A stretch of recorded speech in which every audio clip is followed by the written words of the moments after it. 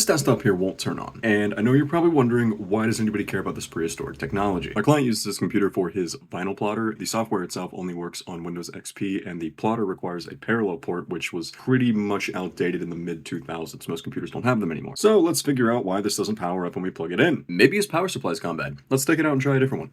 Oh, wait. No, it's not the power supply. Did you see that? Yeah, that right there. Those capacitors are done for. We could replace those capacitors, but I'm not sure what else might be blown or wrong with this board, so we're probably just gonna need to find this man a new computer.